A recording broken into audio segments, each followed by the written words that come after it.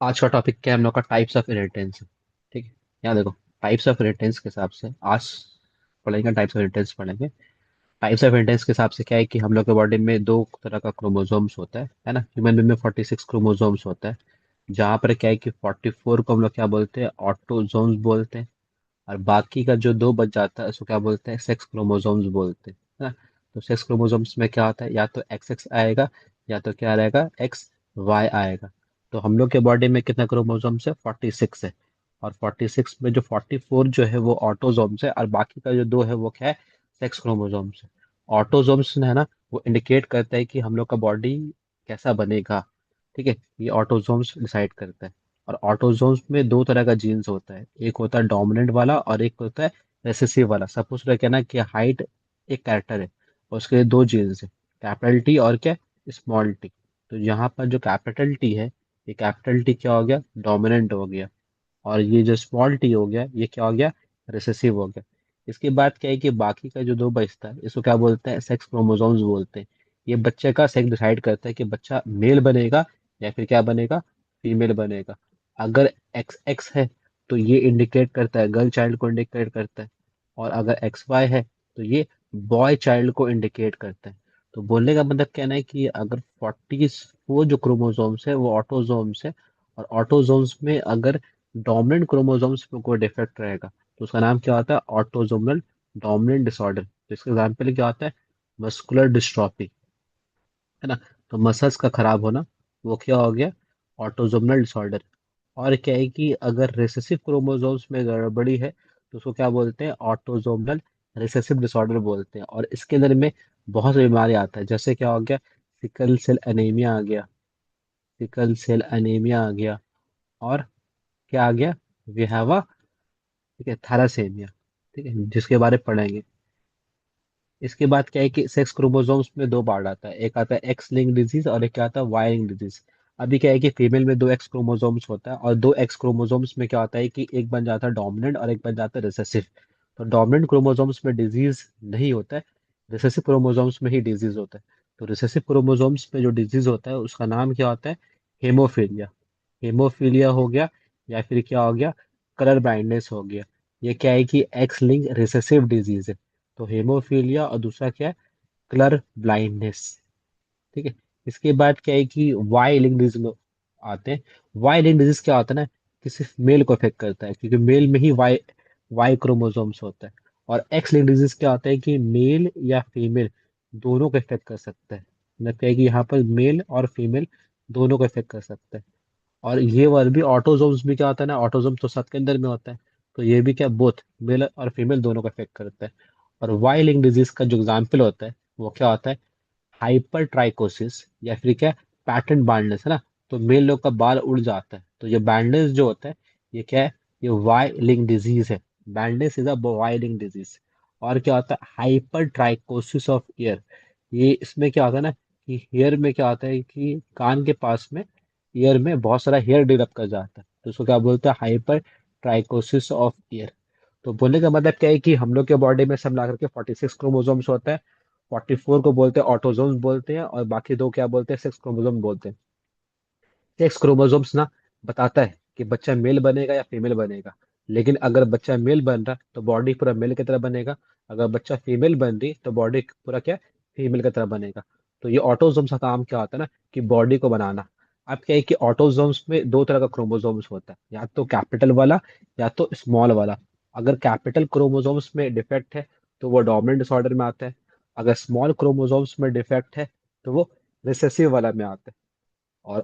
और डोमिनेंट वाला में डिजीज का नाम क्या हो गया? Muscular dystrophy. और रिसेसिव में क्या आता है? सिकल सेल एनीमिया और थैलेसीमिया। इसके बाद क्या है कि सेक्स क्रोमोसोम दो फॉर्म में आता है, एक्स एक्स या एक्स वाई आता है।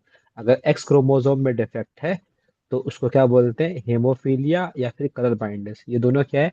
एक्स क्रोमोसोमल डिफेक्ट है, एक्स क्रोमोसोम्स की वजह से होता है। और वाई क्रोमोसोम्स जो होता है सिर्फ मेल में होता है, और मेल को ही डिजीज इफेक्ट करता है। तो उसमें क्या होता है कि पैटर्न ब्लाइंडनेस। तो मेल में जो बाल उड़ जाता है ना, तो वो जेनेटिक्स होता है, फैमिली के थ्रू आता है। ठीक है। और क्या हो गया? Hyper trichosis of the year. तो बहुत सारा, जैसे पंडित लोग हो गया, बहुत सारा उसका हेयर में क्या होता है ना, ठीक है, ईयर में बहुत सारा हेयर ग्रो कर जाता है, बहुत सारे आदमी लोग में कि कान के पास में बहुत सारा हेयर ग्रो करता है, तो वो हो गया हाइपर ट्राइकोसिस ऑफ ईयर। ये वाइल्ड डिसऑर्डर। अब यहाँ पर देखो, जेनेटिक डिसऑर्डर दो फॉर्म में आता है, एक क्या आता है क्रोमोसोमल डिसऑर्डर आता है, और दूसरा क्या होता है वी हैव अ, ठीक है, मेंडल डिसऑर्डर। तो अगर क्रोमोसोम्स में कोई डिफेक्ट है, क्रोमोसोम्स में कोई डिफेक्ट है, तो वो क्या बोलता है कि this is called a chromosomal disorder. तो change in the number of the set of chromosomes, अगर क्रोमोसोम्स का नंबर पे या क्रोमोसोम्स का स्ट्रक्चर में डिफेक्ट है, तो वो क्रोमोसोमल डिसऑर्डर में आता है। जैसा जहाँ पर तीन बार आता है, एक डाउन सिंड्रोम्स आता है, और डाउन सिंड्रोम्स में क्या आता है कि trisomy of 21st chromosomes, 21st chromosomes का दो के बदले में तीन बन जाता है। तो 21st क्रोमोसोम्स है, वो दो के बदले में अगर तीन बन गया तो उसको क्या बोलते हैं, ट्राइसोमी ऑफ 21st क्रोमोसोम बोलते हैं। इसके बाद क्या है कि we have a Klinefelter syndromes. तो क्लाइंट फिल्टर सिंड्रोम्स में यहाँ पे क्या होता है कि 44 प्लस एक्स एक्स वाई बन जाता है, जो कि मेल को अफेक्ट करता है ज्यादातर। और टर्नर सिंड्रोम्स में क्या होता है कि 44 प्लस एक्स जीरो हो जाता है। तो यहाँ पर कुल मिलाकर के 47 क्रोमोसोम्स हो जाएगा, ठीक है। और यहाँ पर क्रोमोसोम्स रहेगा 45, क्योंकि ये जीरो है, यहाँ को क्रोमोसोम्स नहीं है, जो कि हम लोग आगे भी पढ़ेंगे। इसके बाद क्या है कि मेंडल डिसऑर्डर किसको बोलते हैं, change in the structure and function of genes. अगर जीन्स में कोई गड़बड़ी है तो क्रोमोसोम्स के अंदर पे ही जीन्स, ये क्रोमोसोम्स है और इस क्रोमोसोम्स के अंदर पे ऐसे जीन्स एक बैठा रहता है। तो अगर क्रोमोसोम्स के अंदर पे जीन्स में कोई गड़बड़ी है तो वो किस में आता है, वो मेंडेलियन डिसऑर्डर पे आता है। तो अब क्या है कि जीन्स के हिसाब से दो तरह का जीन्स, दो तरह का क्रोमोसोम्स होता है। तो एक होता है ऑटोसोमल और एक क्या आता है सेक्स लिंक क्रोमोसोम्स, और उसके अंदर में जीन्स रहता है। तो एक डोमिनेंट है और एक रिसेसिव है। तो यहाँ बंदे को डोमिनेंट में क्या बोला है कि अगर कोई भी कैपिटल ए अगर डोमिनेंट क्रोमोसोम्स में अगर ये डिफेक्ट है, तो ये किसी भी कोई भी क्रोमोसोम्स में रहेगा, ये डिजीज शो करेगा। और जहां पर अगर दो रिसेसिव जीन्स रहेगा तभी ये नॉर्मल होगा, वरना ये नॉर्मल नहीं होगा। इसके बाद क्या बोला रिसेसिव वाला, रिसेसिव वाला में क्या बोला है कि अगर ये डोमिनेंट में है तो ये नॉर्मल है, और अगर क्या है कि एक डोमिनेंट में है और एक में नहीं है तो ये भी नॉर्मल है। और लेकिन कैरियर है, कैरियर मतलब क्या है कि इसको वो बीमारी नहीं होगा, लेकिन इसके आने वाले जनरेशन को बीमारी शो करेगा ही करेगा। सही है। तो मतलब क्या है कि ये कैसे होगा वो हम लोग आगे देखेंगे। इसके बाद क्या है कि अगर दो रिसेसिव क्रोमोसोम्स में डिफेक्ट है तभी ये डिजीज शो करेगा। तो उसमें डिजीज क्या आता है, sickle cell anaemia, thalassaemia, phenylketonuria, albinism और क्या सिस्टिक फाइब्रोसिस। ये सब कुछ बीमारी है जो क्या है कि रिसेसिव में आता है। इसके बाद क्या है कि एक्स लिंक डिसऑर्डर में क्या होता है ना, कि अगर एक एक्स में है और दूसरे एक्स में नहीं है, तो she is a carrier, carrier होगी लेकिन नॉर्मल होगी। मतलब कैरियर मतलब कैरियर भी नॉर्मली होता है, मतलब कि उसको डिजीज नहीं होता है, उसकी एनालाइजेशन को डिजीज होता है। और अगर दोनों एक्स में अगर डिफेक्ट है तो ये डिजीज है। और इसके अंदर में दो डिजीज आता है, हेमोफीलिया आता है और क्या आता है, कर्ल बाइंडनेस आता है। तो अभी तक समझ में आया तो ठीक है, अगर नहीं समझ में आया तो आगे हम लोग पढ़ेंगे एक डिजीज को, और क्या है कि एक डिजीज को पढ़ के सब क्रॉस करेंगे और फिर समझेंगे कि ये कैसे होता है। यार देखो क्या बोल रहा है कि a large number of disease, ठीक है, are inherited from parents to the offspring. सारे disease are known as genetic disorder. बहुत सारी बीमारी है जो माँ बाप से बच्चे के अंदर में ट्रांसफर करते हैं। तो जो डिजीज क्या होता है कि माँ बाप से बच्चे के अंदर में ट्रांसफर कर रहा है उसको हम लोग क्या बोलते हैं, जेनेटिक डिसऑर्डर बोलते हैं। तो कहना है कि सिर्फ ये सब बीमारी नहीं, कर्ल बाइंडनेस हो गया, हेमोफीलिया हो गया, कहीं कहीं पर डायबिटीज हो गया या हाइपरटेंशन हो गया या थायराइड हो गया, ये सब भी डिसऑर्डर्स जो होता है वो फैमिली के थ्रू भी रन करता है। तो कभी कभी क्या होता है कि एक बच्चा को माँ बाप से क्या मिलता है, प्रॉपर्टी मिलता है। प्रॉपर्टी तो मिलता है लेकिन साथ में क्या, डिजीज भी मिलता है। तो कुछ बीमारी ऐसा होता है जो माँ बाप में रह भी सकता है, नहीं भी रह सकता है। मतलब क्या है कि या तो अगर कभी, या तो क्या हम लोग का कि अगर मतलब कि एक रिसेसिव फॉर्म में है माँ बाप के बॉडी के अंदर पे, तो वो क्या है कि बच्चे में शो करेगा। तो कुछ बीमारी क्या होता है कि माँ बाप से बच्चे के अंदर में ट्रांसफर करता ही करता है, और अगर माँ बाप में नहीं है फिर ये बच्चे में शो करेगा। मतलब क्या है कि मदर फादर दोनों क्या रिसेसिव है, तभी क्या हम लोग का मदर फादर दोनों में क्या हम लोग का वो कैरियर है, तभी वो बच्चे में क्या वो डिजीज क्या आ रहा है। कैसे आता है वो हम लोग आगे पढ़ेंगे। तो क्या तो बस यहाँ पर इन शॉर्ट क्या बोल रहा है कि वो बीमारी जो माँ बाप से बच्चे के अंदर में ट्रांसफर कर रहा है उसको हम लोग जेनेटिक डिसऑर्डर बोलेंगे। Most of the disease are caused by the expression of the recessive allele. यहाँ पे देखो बोला ना कि रिसेसिव एलील की वजह से होता है, डोमिनेंट एलील नहीं, रिसेसिव एलील की वजह से होता है। बिकॉज क्या है कि डोमिनेंट वाला क्या होगा, हर जनरेशन में शो करेगा। अगर डोमिनेंट जीन्स में कोई गड़बड़ी है तो वो क्या होता है कि जनरेशन स्किप नहीं करता, हर जनरेशन में शो करेगा। फादर को था तो उसके बाद वाला उसको उसके सन्स को होगा, उसके बाद का जो बच्चा होगा उसको भी होगा, हर जनरेशन में शो करेगा। लेकिन रिसेसिव वाला तभी शो करेगा जब दोनों पार्टनर्स क्या होता है, डिजीज कैरी करते हैं। ठीक है। और जब दो रिसेसिव जीन्स आपस में मिलेगा, जैसे जैसा वहां पढ़ा था ना कि कैपिटल टी था स्मॉल टी था, कैपिटल टी था स्मॉल टी था, लेकिन जब दो स्मॉल टी मिला तभी वो डॉर्फ शो किया। हालांकि मदर फादर तो टॉल था, लेकिन जब दो स्मॉल टी मिला तभी वो ड्रॉप शो किया। तो यहाँ पर भी वैसे ही होता है। अब क्या बोला है कि genetic disorder can be group into a two categories, दो कैटेगरी में बिलोंग करता है, एक होता है मेंडल डिसऑर्डर और एक होता है क्रोमोसोमल डिसऑर्डर। अब यहाँ पर तो क्या बोल रहा है, मेंडल डिसऑर्डर में क्या बोलता है कि it is caused by the alteration और mutation in the single gene.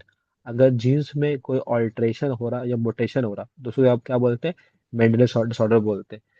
There mode of inheritance follow the principle of Mendel genetics. मतलब क्या, मेंडल्स का जेनेटिक्स का लॉ फॉलो करता है, जो क्या है, लॉ ऑफ डोमिनेंस है, जहां पर डोमिनेंट जीन जो होता है रिसेसिव को सप्रेस कर देता है।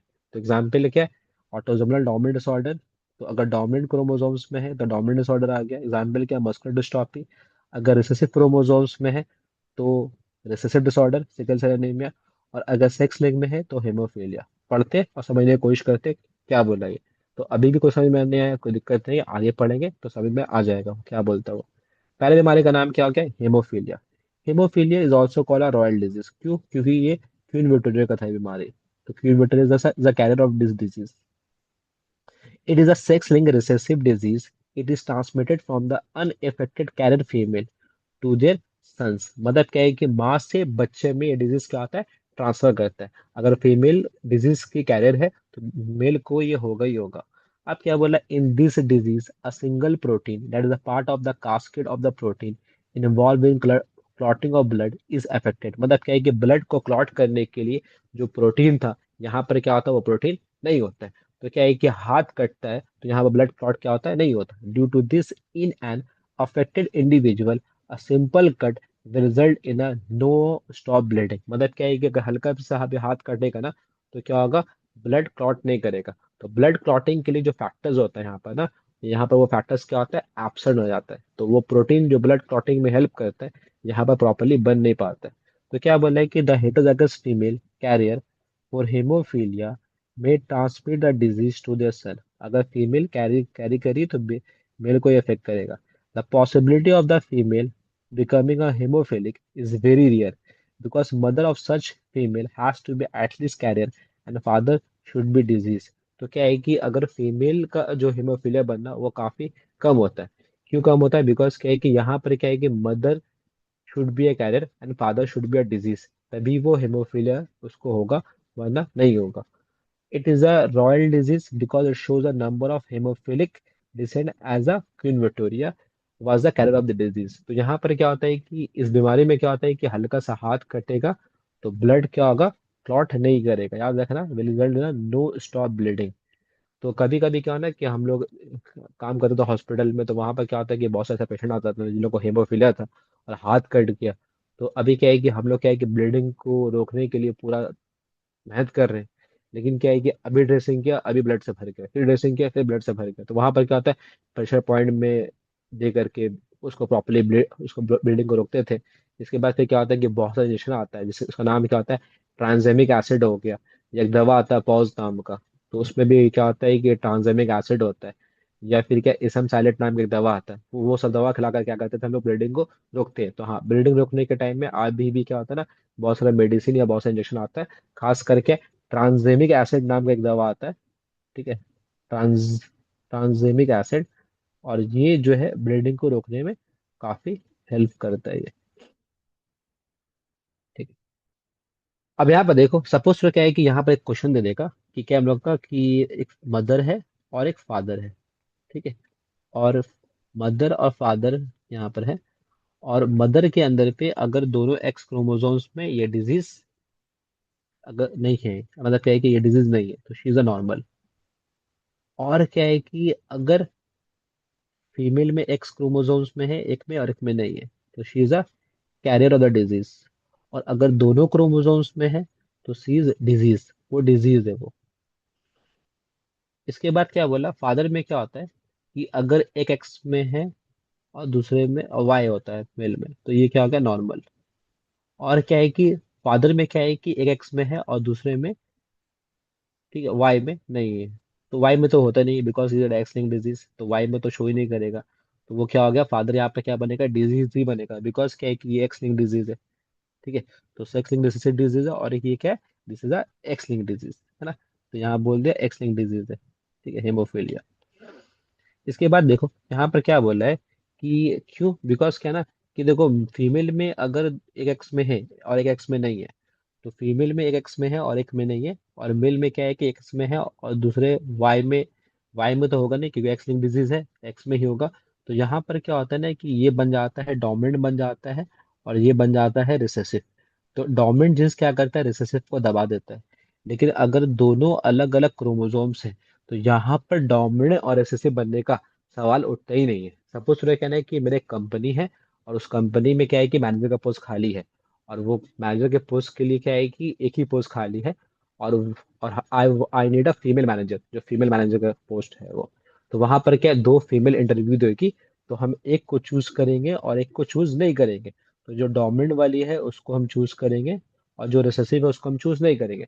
तो डोमिनेंट क्या किया, रिसेसिव को दबा दिया। तो फीमेल में दो एक्स क्रोमोसोम्स था, एक एक अपने आप को एक्सप्रेस किया, एक एक अपने आप को एक्सप्रेस नहीं किया। तो जो एक्सप्रेस करता है वो डोमिनेंट है, जो नहीं करता वो क्या है, रिसेसिव है। और क्या है कि सपोज रहे क्या है ना कि वो अभी फिर एक कंपनी है, और उस कंपनी में क्या है कि एक फीमेल का पोस्ट खाली है, और वहां पर क्या है कि वो मैनेजर के फीमेल का पोस्ट के लिए दो लोग गया, एक फीमेल गई और एक मेल गया। तो हम किसको चूज करेंगे, फीमेल को ही चूज करेंगे। क्यों, बिकॉज क्या है कि वहां पर मेल का वैलिडेशन ही नहीं है ना। मेरी रिक्वायरमेंट क्या है, एक फीमेल मैनेजर, तो हम मेल को क्यों लेंगे। तो इसीलिए क्या होता है ना कि जब एक्स वाई होता है, तो वहां पर क्या होता है कि वाई का कोई वैल्यूशन नहीं होता है, because they are the heterozygous chromosomes, Y अलग क्रोमोसोम्स है ना। सपोज क्या है कि दो पेन में से हमको एक चूज करना पड़े, तो हम एक पेन को चूज करेंगे। तो वहां पर डोमिनेंट और रिसेसिव आ जाता है। लेकिन मेरे पास क्या है कि अगर पेन और पेंसिल हो, तो अगर हमको पेन का रिक्वायरमेंट है तो हम पेन लेंगे, पेंसिल क्यों लेंगे। तो पेन अलग चीज होता है, पेंसिल अलग चीज होता है ना। तो यहाँ पर वैसे होता है, एक्स अलग है वाई अलग है। तो अगर तुमसे यहाँ पर क्वेश्चन पूछेगा कि अगर फादर जो है, अगर फादर जो है वो क्या है, नॉर्मल है, and mother is a carrier, ठीक है, फॉर हेमोफीलिया।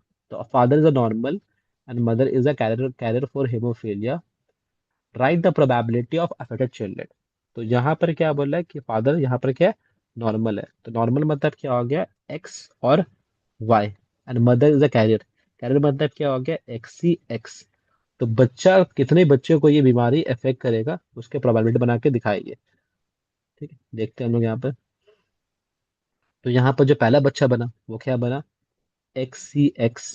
दूसरा क्या बना, एक्स सी वाई। तीसरा क्या बना, एक्स एक्स। फोर्थ क्या बना, एक्स वाई। तो ये पहला जो बच्चा बना, वो बच्चा क्या बना, कैरियर, डिजीज कैरी करेगा। दूसरा क्या बना, डिजीज बना। तीसरा क्या बना, नॉर्मल बना। फोर्थ क्या बना, नॉर्मल बना। तो अगर प्रोबेबिलिटी के हिसाब से क्या हो गया, कैरियर कितना यहाँ पर है, 25%, जो कि एक फीमेल है। और यहाँ पर डिजीज कितना है, 25%, जो कि एक मेल है। और नॉर्मल कितना है, 50%, जिसमें से एक मेल है और एक फीमेल है। क्लियर है। तो ऐसे करके हम लोग को निकालना है। ठीक है, और यहाँ पर क्या बोल रहा है कि फीमेल डिजीज तब बनेगी जब यहाँ पर मेल यहाँ पर क्या होगा, डिजीज होगा, और फीमेल यहाँ पर होगी कैरियर, है ना। अगर तुम ये दोनों का क्रॉस बना के देखोगे ना, तो अगर मेल यहाँ पर डिजीज कर दोगे और फीमेल यहाँ पर कैरियर कर दोगे, तभी ये फीमेल यहाँ पर डिजीज बनेगी। और हेमोफिलिक फीमेल बहुत कम ही होती है, क्यों, बिकॉज क्या होता है कि फीमेल को हेमोफीलिया होना बहुत खराब होता है। क्योंकि एक टाइम लाइफ में क्या होता है, they suffer from the menstrual cycle, जहाँ पर ब्लीडिंग होगा तो फिर क्या होगा, ब्लड क्लॉटिंग का प्रॉब्लम हो जाता है। ठीक है। तो यहाँ पर क्या है कि जब मेल पार्टनर और फीमेल पार्टनर, जब मेल पार्टनर और क्या, फीमेल पार्टनर, जब दोनों ही को, अगर फीमेल के यहाँ पर कैरियर है और मेल डिजीज है, तभी यहाँ पर एक फीमेल में शो करेगी ये डिजीज, वरना ये शो नहीं करेगा, है ना। तो यहाँ पर देखो, एक फीमेल यहाँ जो बनी वो डिजीज बनी। ठीक है। फिर यहाँ पर एक मेल बना, डिजीज बना। और जहाँ पर एक फीमेल बनी सीधा कैरियर, और ये बन गया नॉर्मल। आगे बढ़ते हैं। इसके बाद क्या था, sickle cell anaemia. Sickle cell anaemia क्या होता है, तो ये आरबीसी का जो शेप होता है वो बाय कंकेव शेप होता है, लेकिन in sickle cell anaemia the RBC shape changes from the biconcave into a sickle shape. और सिकल शेप का बनना मतलब क्या है कि सिकल मतलब क्या, हसुआ की तरह। एनीमिया मतलब क्या है कि बदन में खून का कमी। तो क्या बोल रहा है कि it is N autosome link recessive disorder, मतलब क्या है, रिसेसिव डिजीज है ये। और ये ऑटोसोम्स में होता है, बॉडी का 44 क्रोमोसोम्स में होता है। It can be transmitted from parents to offspring when both the partners are the carrier of the genes. जब दोनों पार्टनर को कैरियर होगा तभी ये डिजीज शो करेगा, वरना ये डिजीज शो नहीं करेगा। कैसे करेगा वो सीखेंगे हम लोग। It is cause due two point mutation the beta globin chain of the haemoglobin pigment of the blood. तो ये क्यों होता है, पॉइंट मोटेशन होता है, कहाँ पर होता है, beta chain of the haemoglobin pigment of the blood. ठीक है, ब्लड में होता है। कैसे होता है सिखाएंगे। The defect is cause by substitution of the glutamic acid, ठीक है, bye valine at the sixth position of the beta globin chain of the hemoglobin. This is due to the single base substitution at the sixth codon of the beta globin chain genes from GAG to GUG. The mutant hemoglobin undergoes polymerization under low oxygen tension, causing the change in the shape of RBC from biconcave dish to elongated sickle cell like structure. और उसको क्या बोलते हैं, sickle cell anaemia बोलते हैं। अब इसको समझने की कोशिश करते हैं, ये बोल क्या रहा है सिंपल भाषा में। यहाँ देखो, यहाँ पर अपने पास एक डायग्राम है, और यहाँ पर क्या दिखा रहा है कि कुछ कुछ आरबीसी को जो शेप है वो बाई कनकेव से क्या बन गया, सिकल शेप बन गया, और उसको क्या बोलते हैं, सिकल सेल एनीमिया बोलते हैं। तो हम लोग के पास क्या होता है, वी हैव आरबीसी, है ना। और आरबीसी के अंदर में क्या होता है, RBC is made up of million of haemoglobin. तो ऐसे गोल से एक आरबीसी है, और इस आरबीसी के अंदर में छोटे छोटे पिगमेंट्स है। और ये पिगमेंट्स क्या होता है, हेमोग्लोबिन होता है। हेमोग्लोबिन बनता है दो चीज से। एक इसके अंदर में क्या होता है, वी हैव हेम का मतलब होता है आयरन, और ग्लोबिन का मतलब क्या होता है, प्रोटीन। तो हेमोग्लोबिन से बनता है। अब क्या है कि इसी हेमोग्लोबिन के अंदर पे दो अल्फा चेन होता है, और क्या होता है, दो बीटा चेन होता है। सही है। तो दो अल्फा चेन होता है, और क्या होता है, दो बीटा चेन होता है, जो हेमोग्लोबिन को बना कर रखता है। और यहाँ पर देखो, और इसके बाद क्या बोला है कि अल्फा चेन जो होता है वो बीटा चेन के साथ रहता है, और बीटा चेन जो होता है वो क्या है कि अल्फा चेन के साथ रहता है। तो ये अल्फा बीटा करके क्या करेगा हम लोग का, ऐसे पूरा आरबीसी का, ऐसे अल्फा है फिर बीटा है फिर अल्फा है फिर बीटा है फिर अल्फा है फिर बीटा है। और ऐसे करके क्या करेगा, पूरा आरबीसी का जो शेप है ना, वो शेप को ऐसे बाय कनकेव शेप में कन्वर्ट कर देगा। अब क्या है कि बीटा जो ग्लोबिन चेन है ना, तो उसके अंदर में सिक्स कोडन मतलब क्या है कि ऐसे we have amino acids number 1, number 2, number 3, number 4, 5, और ये हो गया 6, और ये हो गया 7, और ये हो गया 8। तो ऐसे we have a chain of amino acid. तो ये मेरा फर्स्ट चेन है, ये सेकेंड है अमाइनो एसिड्स, ये थर्ड है, ये फोर्थ है, ये फिफ्थ है, ये सिक्स्थ है, सेवन है, और ये हो गया 8। तो 6 वाला जो अमाइनो एसिड्स था ना, वहां पर मेरा एक प्रोटीन को कोड कर रहा था। इसका नाम तो क्या था, GAG। और GAG कोड करता है एक अमाइनो एसिड को, उसका नाम क्या होता है, ग्लूटामिक एसिड। तो क्या हो गया, this is called glutamic acid. अब यहाँ पर देखो GAG क्या होता है, गो हम लोग डीएनए होता है ना, डीएनए में 4 बेस पेयर होता है, आइडिनाइन, गुआनिन, साइटोसिन और क्या, थायमिन। तो यहाँ पर जी गुआनिन, ए एडेनाइन, और जी हो गया, ठीक है, गुआनिन। जिस तरह कंप्यूटर में कोडिंग होता है ना, 001 110, या 1110, या 100, तो इसी तरह क्या होता है ना, हर कोडिंग क्या होता है ना कि एक कोड को सीक्वेंस करता है। तो ये जो तुम्हारा ना, this is called genetic code, इसको जेनेटिक कोड बोलते हैं। और ये जो जेनेटिक कोड जो होता है ना, तीन नाइट्रोजन बेस मिल करके it code for one amino acids. तो ये क्या करता है कि एक अमाइनो एसिड्स को कोड करता है। तो this is a amino acid, इसको कोड करता है। तो यहाँ पर क्या है कि सिक्स कोडर में मेरे पास क्या था, GAG था। और GAG में क्या है कि पॉइंट मोटेशन की वजह से, एक पॉइंट में मोटेशन की वजह से ये GAG जो था, ये कन्वर्ट किस में हो गया, GUG में कन्वर्ट हो गया। और GUG जो कोड करता है ना, जिस अमाइनो एसिड्स को, उसका नाम क्या आता है, वलीन। उसको वलीन बोलते हैं। और ये वलीन जो होता है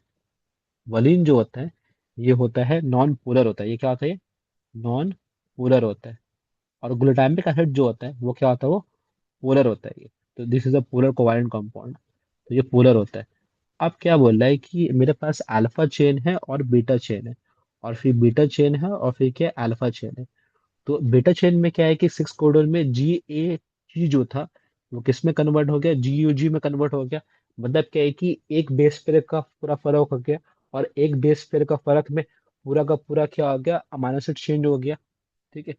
तो पहले ग्लूटामिक एसिड था, अब वलीन बन गया। जैसे सपोज करो कि मेरे पास क्या सी ए आर कार है ना, और हम कार की जगह पे आर की जगह पे यहाँ पर सी ए टी लगा दिया, तो देखो हम एक वर्ड को सिर्फ चेंज किया, एक अल्फाबेट को चेंज किया, तो पूरा का पूरा यहाँ पर क्या हो गया, वर्ड चेंज हो गया।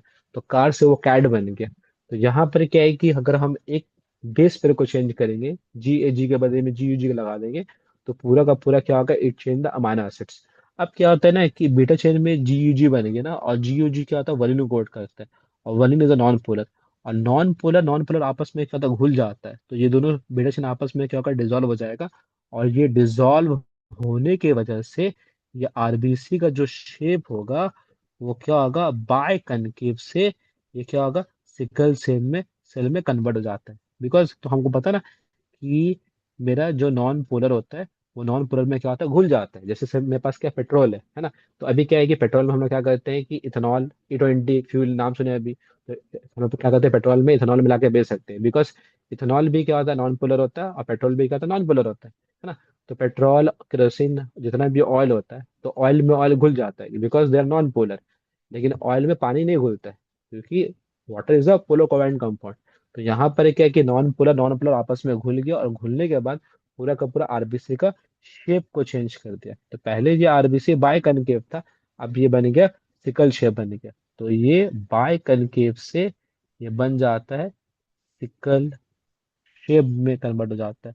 और इसी को हम लोग क्या बोलते हैं, सिकल सेल अनीमिया बोलते हैं। तो एक तो आरबीसी का शेप सिकल शेप का है, और अनीमिया मतलब क्या, बॉडी में खून का कमी। ठीक है, क्लियर है। चलो आगे बढ़ते हैं। तो यहाँ पर भी देखो, यहाँ पे लिखा है जी ए जी था, तो ये जी जी बन गया। इसके वजह से देखो आरबीसी का जो शेप है वो सिकल शेप बन गया। हाँ, याद रखना कि जिन लोग को सिकल सेल एनीमिया होता है ना, उन लोग को मलेरिया नहीं होता है। बिकॉज क्या है कि मलेरिया का जो प्लाज्मोडियम होता है ना, वो क्या होता है कि आरबीसी के अंदर पे सरवाइव करता है। तो अगर आरबीसी का शेप ही चेंज हो गया, तो ये प्लाज्मोडियम क्या होगा, उस वहां पर सरवाइव ही नहीं कर पाएगा। ठीक है, तो याद रखना, the people suffering from the sickle cell anaemia, ठीक है, doesn't suffer from malaria, malaria नहीं होता है लोग को। और अनीमिया मतलब क्या होता है, बॉडी में हेमोग्लोबिन या आरबीसी का कमी होना, उसको अनीमिया बोलते हैं। ठीक है, आगे बढ़ते हैं। इसमें भी एक क्रॉस आता है, जब आगे हम कराएंगे तो वहां पर बता देंगे इसका क्रॉस कैसे होता है। अब यहाँ पर देखो, थैलेसेमिया। थैलेसेमिया क्या होता है, it is an autosomal recessive disorder. ये भी ऑटोजोमल रिसेसिव डिसऑर्डर है, याद रखना। ये ऑटोजोम्स में होता है, of our red blood cells. In thalassaemia one of the component of hemoglobin, ठीक है, is inadequately produced or not produced at all. If there is a lack of alpha chain production, then the result is called a alpha thalassemia. If the component that is lacking is a beta chain, then the resulting is called a beta thalassemia. The reason for the inadequate or non-production of this component is change in the genetic code mutation in the part of DNA which is a template for the production of the protein। अब क्या बोल रहा है कि ये भी क्या होता है, म्यूटेशन की वजह से होता है। अभी मेरे पास क्या है कि आरबीसी है, और आरबीसी के अंदर में हेमोग्लोबिन है, और हेमोग्लोबिन के अंदर में दो चेन है, दो अल्फा चेन है, और दो क्या बीटा चेन है।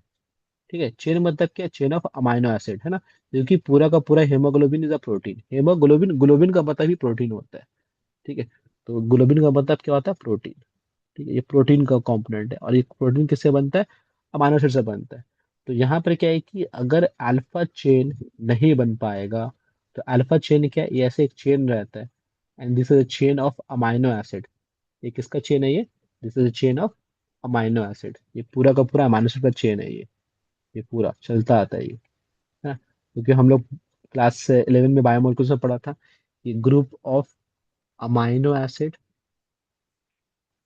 Amino acid forms protein, protein बनाता है।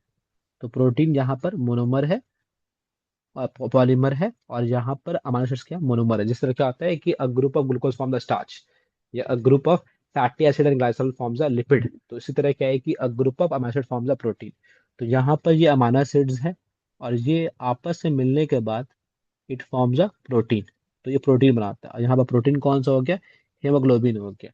तो क्या बोले कि अगर किसी बच्चे के बॉडी में या किसी इंसान के बॉडी में अगर क्या होगा, अल्फा चेन नहीं बनेगा, तो तो उसको क्या बोलते हैं, अल्फा थैलेसीमिया बोलते हैं।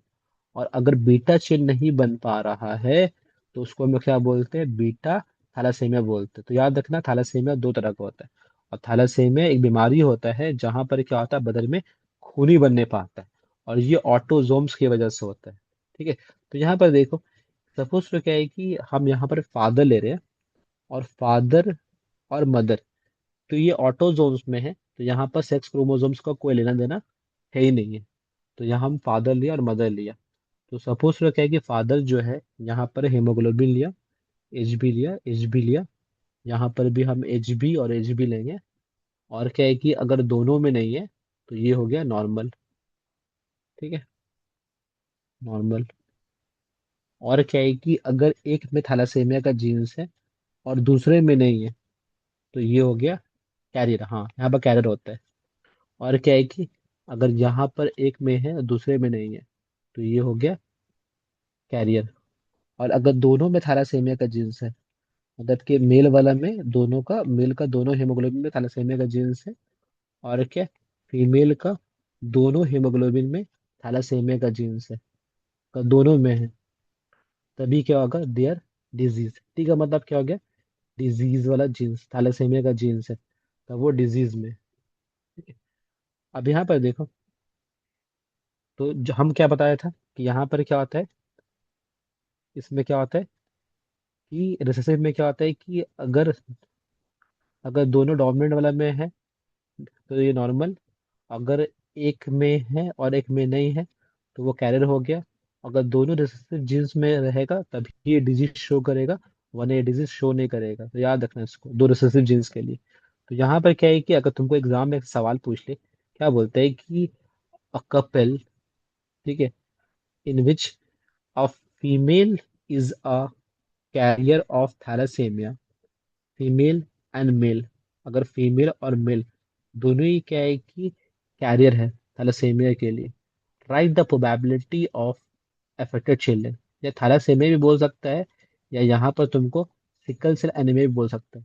तो अगर हम यहाँ पर थैलासेमिया का क्रॉस बनाए या फिर सिकल सेल का क्रॉस बनाए, दोनों एक ही होता है। ठीक है। क्यों, बिकॉज क्या है कि दोनों ही तुम्हारा क्या है, ऑटोजोमल रिसेसिव डिसऑर्डर है। तो यहाँ पर क्या बोल रहे हैं कि फीमेल और मेल दोनों क्या है कि थैलेसीमिया का कैरियर है, मतलब कि डिजीज को कैरी कर रहा है। तो बताओ कि कितना बच्चों को वो डिजीज होगा। तो कैरियर मतलब क्या होगा, ये वाला, और ये है यहाँ पर हो गया ये वाला, ये दोनों के लिए काम करते हैं। अब यहाँ पर देखो, तो यहाँ पर क्या है कि हम मेल को लिया, क्रॉस बनाते हैं यहाँ पर, ठीक है, और यहाँ पर साइन डाल दिया मेल वाला, और ये साइन डाल दिया फीमेल वाला। ठीक है। तो यहाँ पर क्या है कि मेल यहाँ पर है कैरियर, कैरी करी है, और फीमेल भी यहाँ पर क्या कैरियर है, मतलब कि एक में है एक में नहीं है ना। तो जिसमें है, ठीक है, जिसमें है वो बन जाता है रिसेसिव, और जिसमें नहीं है वो क्या बन गया, डोमिनेंट। ये है डोमिनेंट और ये है रिसेसिव। इसीलिए क्या है कि ये डिजीज शो नहीं कर रहा है, इसीलिए ये दे बिकम अ कैरियर। क्योंकि डोमिनेंट जींस क्या करता है, रिसेसिव को दबा देता है मेंडल्स लॉ के हिसाब से। तो अगर दोनों में को आपस में क्रॉस करेंगे, तो पहला वाला क्या आएगा, एच बी टी, दूसरा वाला क्या आएगा, टी एच बी, तीसरे वाले में क्या आएगा, एच पी। ठीक है। तो कैरियर है ना यहाँ पर, कैरियर है। ठीक है, दोनों कैरियर है। ठीक है। तो यहाँ पर भी क्या होगा, एच बी, ठीक है, टी एच बी, और फोर्थ वाला में क्या आएगा, एच बी, ठीक है, एच बी। ठीक है, क्लियर है। अब यहाँ देखो, यहाँ पर क्या बोल रहा है कि जो पहला जो बच्चा बना, ठीक है, जो पहला जो बच्चा बनेगा, वो बच्चा क्या बनेगा, वो, ठीक, डिजीज बनेगा। क्यों, बिकॉज क्या है कि दोनों में थैलासेमिया वाला जीन्स है। दूसरा क्या बनेगा, कैरियर। तीसरा क्या बनेगा, कैरियर। और फोर्थ क्या बनेगा, नॉर्मल। ठीक है। तो नॉर्मल बना फोर्थ वाला। ठीक है, तो यहाँ पर हम लोग बोल सकते हैं कि यहाँ पर जो मेरा डिजीज का जो रेशियो है, ठीक है, वो कितना है, 25%। इसमें कोई मेल और फीमेल नहीं होगा है, याद रखना, क्योंकि बिकॉज ये ऑटोजोम्स वाला है, तो ऑटोजोम्स में कोई मेल फीमेल नहीं होता है। फिर क्या है कि सेक्स क्रोमोसोम्स में मेल और फीमेल होता है। तो सही है। कैरियर कितना बना, 50%, दो लोग कैरियर है। और यहाँ पर नॉर्मल कितना बना, 25%। ठीक है, तो रेशियो क्या आ गया, 1, ठीक है, इज टू 1। मतलब क्या है कि एक बच्चा को डिजीज है, और दो बच्चा क्या कैरियर है, और एक बच्चा क्या नॉर्मल है। ठीक है, तो हीमोफीलिया, थैलेसेमिया, और क्या है कि सिकल सेल एनीमिया, ठीक है, दोनों का क्रॉस जो होता है वो एक जैसा ही होता है, because both are autosomal recessive disorder. ठीक है, तो यहाँ पर क्या है कि हम लोग तीन डिजीज के बारे में पढ़ा। ठीक है, हाँ, तो तीन डिजीज क्या क्या पढ़ा, तो पहला जो डिजीज पढ़ा, ठीक है, वो डिजीज क्या पढ़ा, हेमोफीलिया। और हेमोफीलिया में क्या होता है, ब्लड क्लॉट नहीं करता सही से। तो हेमोफीलिया में बोल सकते हैं कि ब्लड, ठीक है, डज, ब्लड, ठीक है, एक मिनट, तो नीचे लिखते हैं, blood does not clot properly. तो यहाँ पर क्या होता है, ब्लड जो है प्रॉपरली क्लॉट कर नहीं पाता है। और दूसरा क्या होता है, सिकल सेल एनीमिया। तो यहाँ पर क्या होता है कि आरबीसी बिकम्स बिकम्स ठीक है, सिकल सिकल शेप। और तीसरा बीमारी क्या होता है, थैलासेमिया। और थैलासेमिया में क्या होता है, ठीक है, blood does not produce properly. ठीक है, यहाँ पर खून बन नहीं पाता है, blood does not produce properly properly क्योंकि ब्लड में क्या है, हेमोग्लोबिन वाला पार्ट। तो यहाँ पर तीन बीमारी है। एक का नाम क्या है, हेमोफीलिया। तो हेमोफीलिया में क्या होता है, blood do not clot properly, यहाँ पर ब्लड क्लॉट कर नहीं पाता, कि ब्लड क्लॉटिंग के लिए जो फैक्टर होता है वो एब्सेंट रहता है। और सिकल सेल एनीमिया में क्या होता है कि RBC becomes a sickle shape. तो यहाँ पर आरबीसी का शेप चेंज हो जाता है। और थर्ड बीमारी क्या होता है, थैलेसीमिया। तो यहाँ पर क्या होता है, ब्लड बनते ही नहीं है। तो यहाँ पर क्या होता है कि ब्लड ट्रांसफ्यूजन चाहिए ना, तुम देखिए ना जगह जगह पे जब ब्लड डोनेशन कैंप लगता है, किन लोगों के लिए लगता है, थैलेसीमिया पेशेंट के लिए लगता है, ताकि क्या है कि उन लोगों के बॉडी में ब्लड बन नहीं पा रहा। तो अगर ब्लड नहीं बन पा रहा है तो हमको क्या करना पड़ेगा, हर महीना या या कुछ कुछ महीने में हमको we have to give a blood transfusion, उसको ब्लड देते रहना पड़ेगा। जब तक ब्लड लेगा वो तो जिंदा रहेगा, अगर ब्लड नहीं दोगे तो क्या होगा, वो मर जाएगा। तो इस पेशेंट को हमेशा ब्लड ट्रांसफ्यूजन चाहिए। तो याद रखना, यहाँ पर तीन बीमारी होता है, एक होता है हेमोफीलिया जहाँ पर ब्लड क्लॉट नहीं करता है।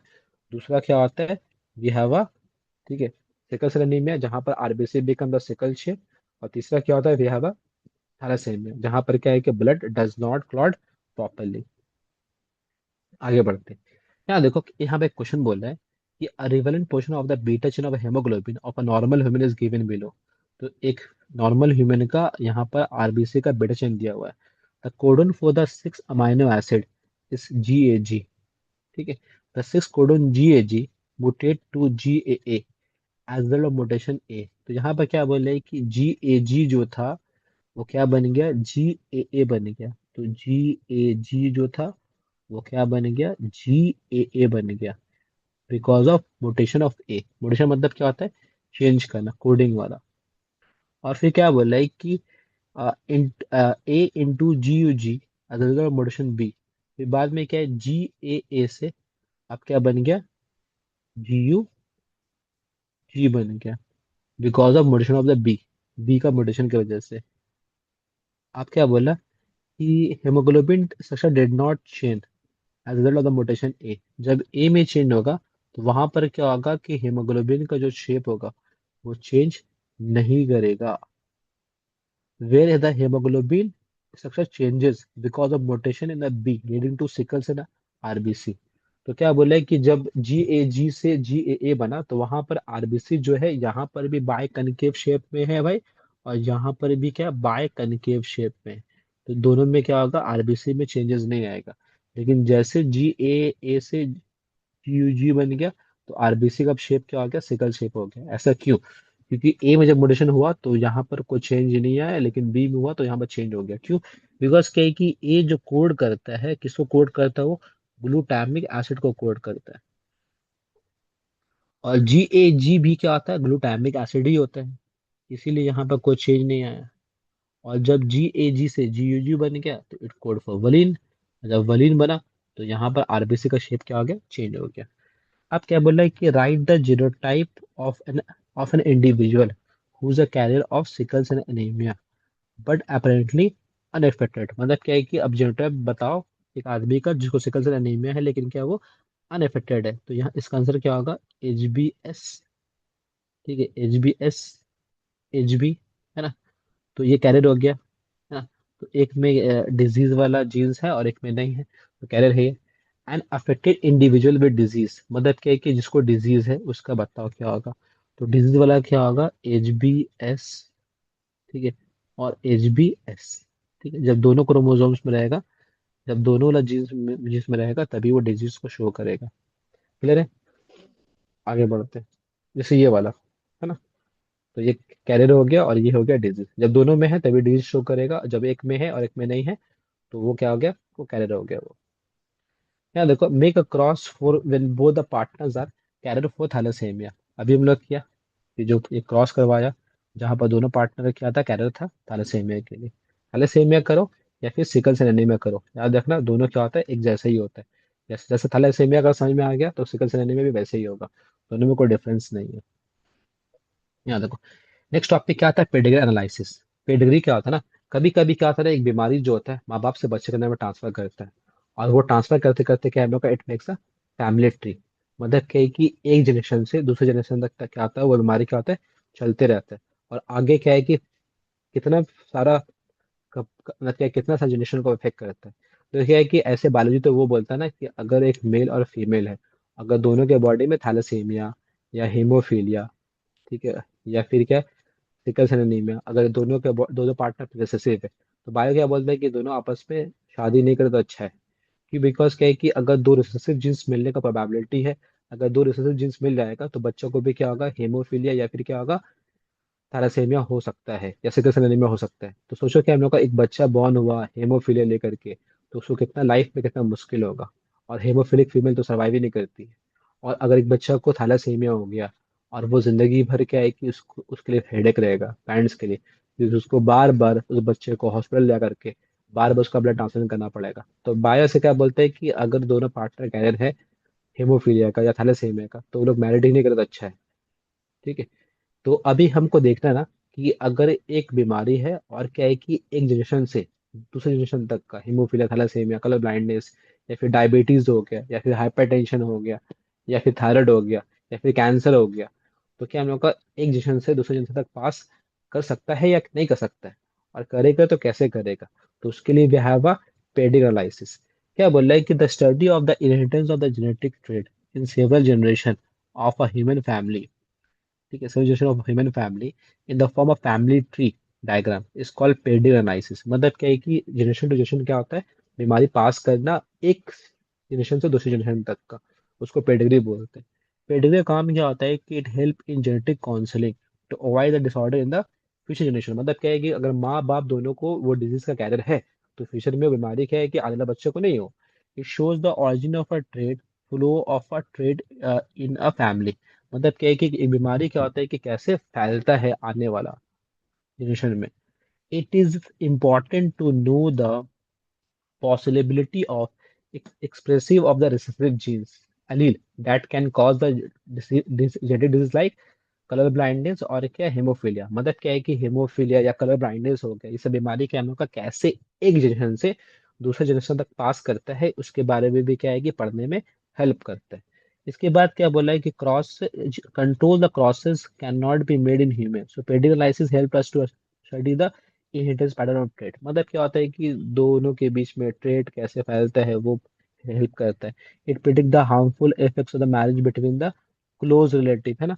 तो अभी साइंस क्या बोलता है कि क्लोज रिलेटिव के बीच में शादी नहीं करने के लिए, क्योंकि क्या है कि अगर फैमिली में किसी को कोई हेमोफीलिया या थैलेसीमिया का बीमारी है तो क्या होता है ना कि वो क्लोज रिलेटिव में है, मतलब क्या है कि अगर आपस में कोई है, फैमिलीज में ही है, तो अल्टीमेटली क्या होता है बीमारी फैल सकता है ये, और मेडिकल रिसर्च में काम आता है। तो यहाँ पर देखो, ये क्या इंडिकेट करता है कि अगर यहाँ पर स्क्वायर है तो ये मेल है, अगर सर्किल है तो ये फीमेल है, और अगर मतलब क्या है कि ये अनशेडेड है, अगर अगर डायमंड शेप का तो सेक्स आइडेंटिफाइड, अगर ये अगर ये अनशेडेड है तो इसका मतलब क्या है, दे आर अनअफेक्टेड, मतलब क्या है कि ये लोग को बीमारी नहीं है।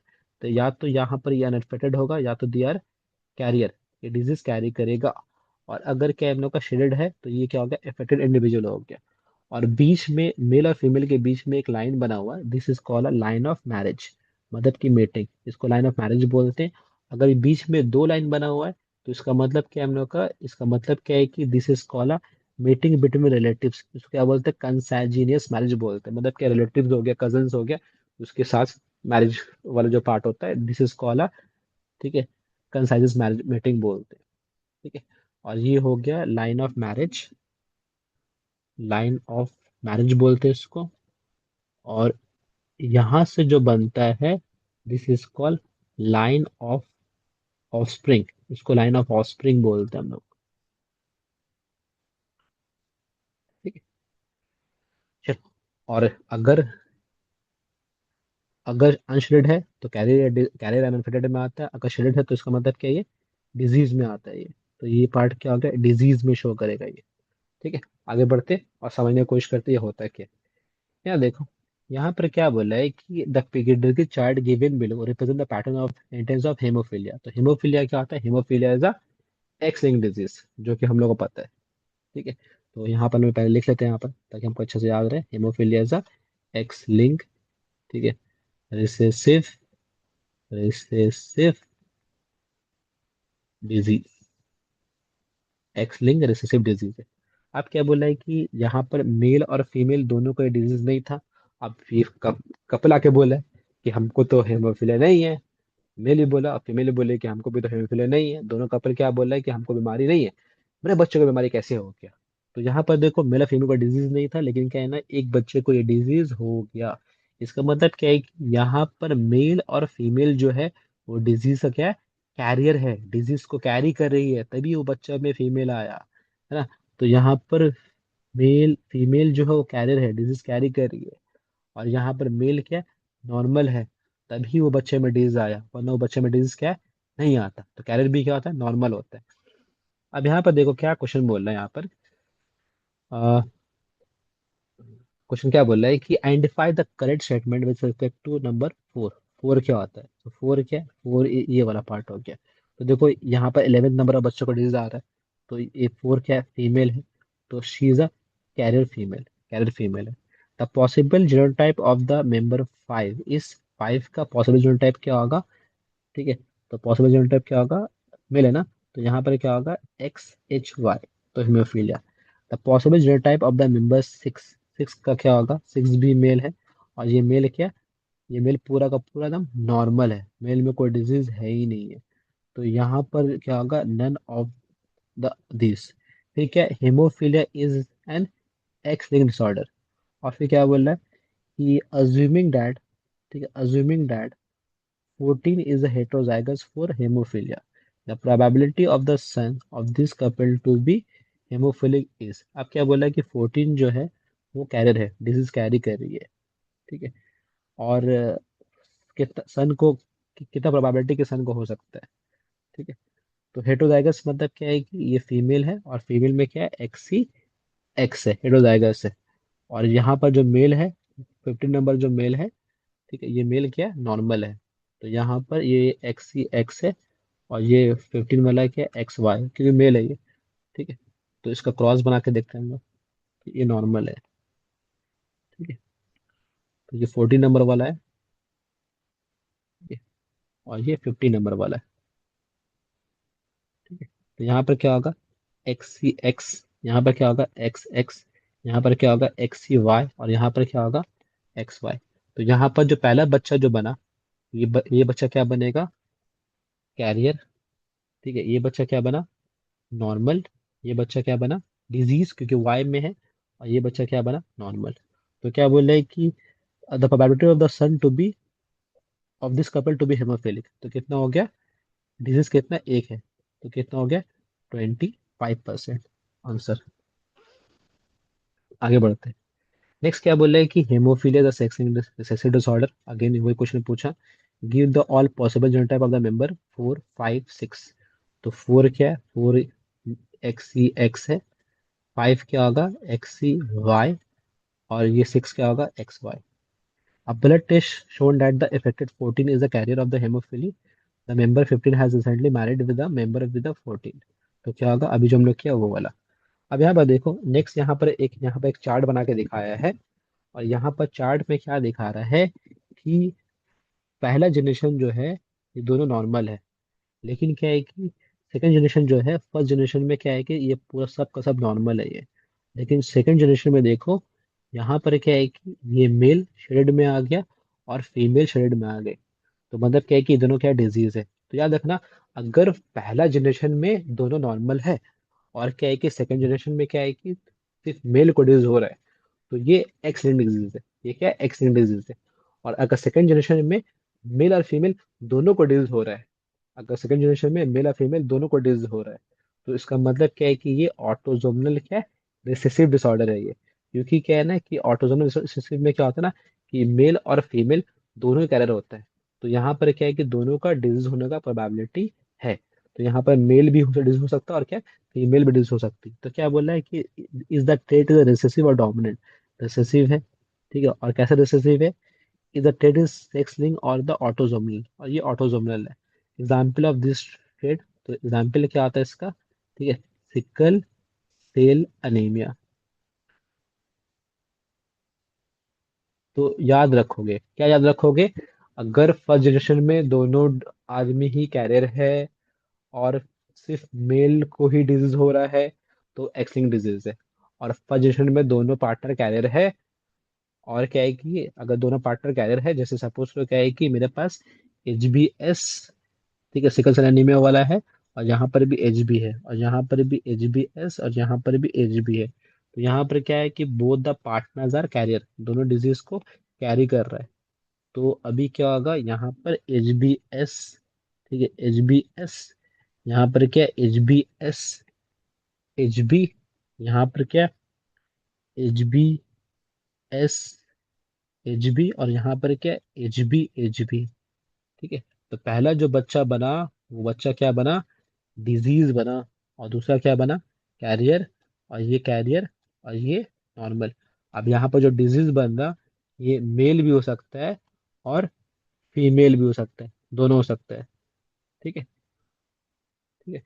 तो इसीलिए यहाँ पर देखो, यहाँ पर मेल भी हो सकता है, फीमेल भी हो सकता है, इसीलिए क्या है? ये ऑटोजोमल रिसेसिव डिसऑर्डर है ये। अब यहाँ पर देखो, यहाँ पे एक क्वेश्चन बोल रहा है, क्या बोल रहा है कि the pedigree chart given below represent the pattern of the inheritance of the haemophilia in the family. Study the carefully, identify types of inheritance. तो टाइप्स ऑफ इनहेरिटेंस क्या हो गया?